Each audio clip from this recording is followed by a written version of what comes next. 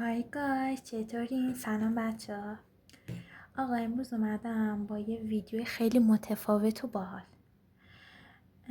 اومدم واسهتون یه فال قهوه خیلی عجیب و پر از نقش و نگار رو بخونم. بعد گفتم حیف واسه شما ها نخونمش.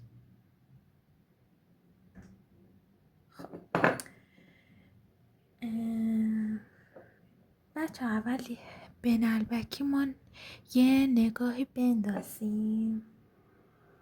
واقعا جالبه بچه ها. وسط نلبکی یه فضای سفید کاملا مشخص افتاده که دورش رو قهوه گرفته. خب این شکل دقیقا شبیه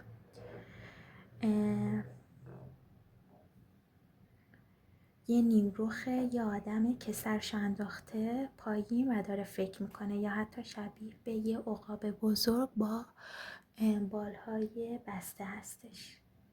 این یعنی چی؟ یعنی صاحب این فال الان توی دوره‌ایه که بعد جو رفته تو لاک خودش رو یه تصمیم خیلی بزرگ فکر میکنه و ترجیح میده فعلا خب بی سر و صدا و تنهایی کارش رو پیش ببره. خب اینجا هم اگم عقابه که خب یه خبر گنده یا یه تغییر ناگهانی تو زندگیتون تو راهه که خودش هم حس میشه. خب حالا توی فنجون رو من چی میبینم؟ چند تا تار عنکبوت و نقطه نقطه میبینم که خب یعنی ذهن این آدم الان یه انبار شلوغه، کلی فکر، کلی پروژه و کلی کار ریز و درشت تو سرشه که داره تلاش میکنه بهشون نظم بده. خلاصه که ذهنش اصلا آروم نیست و داره یه پازل پیچیده رو حل میکنه. دوباره 2 تا بال بزرگ میبینم که یکیش رو به بالا هستش سمت لبه فنجون. خب در واقع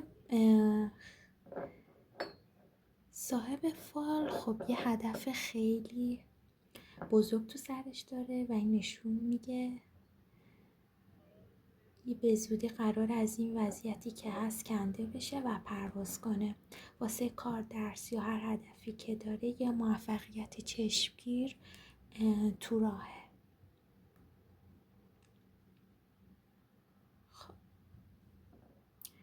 ته فنجون خب یه سنگینی میبینم، یه توده تیره و غلیظ هستش که نشون میده این اواخر خیلی بهتون سخت گذشته، کلی استرس و خستگی. اما قشنگیش اینه که از همین توده ها یه جاده مارپیچ و پله پله درست شده که خب رفته رفته رسیده به لبه فنجون.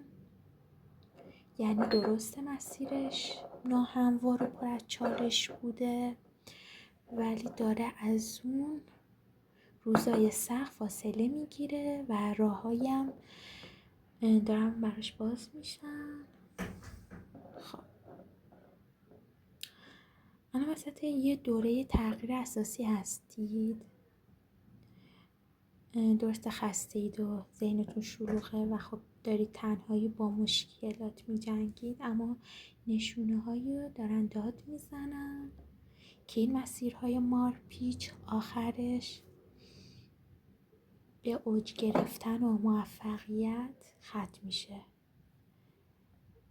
فقط کم نیار و به مسیرت ادامه بده. امیدوارم که لذت برده باشید از خوندن این فال. این هم از فال شما عزیزان.